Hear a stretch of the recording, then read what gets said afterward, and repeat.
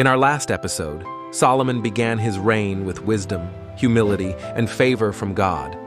He built the glorious temple in Jerusalem and was admired by nations. But today's story reminds us that even the wisest person can fall when their heart turns away from the Lord. This is the story of Solomon's downfall, a lesson in compromise, distraction, and the quiet danger of drifting from God. As Solomon's fame and power grew, so did his wealth and his appetite for pleasure and foreign alliances.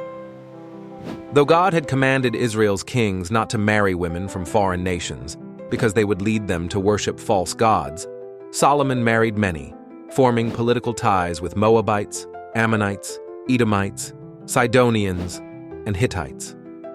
In total, Solomon had 700 wives and 300 concubines. And just as God warned, these women turned Solomon's heart after other gods. He built high places and altars to idols like Ashtoreth, Molech, and Chemosh, gods that demanded child sacrifice and pagan rituals.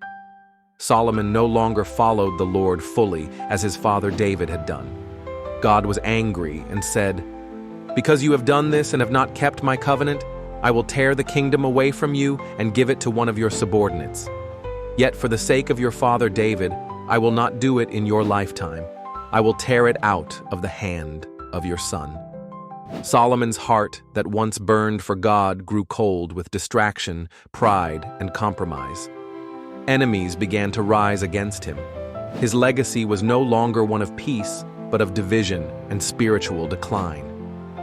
This story reminds us that wisdom alone is not enough. What matters most is a heart that stays faithful, even when success, relationships, and power pull us in other directions. When we stop listening to God's word, our wisdom becomes weakness. Thank you for watching. Don't forget to like, share, and subscribe for the next chapter, The Kingdom Divided, Rehoboam and Jeroboam. Stay faithful, stay blessed.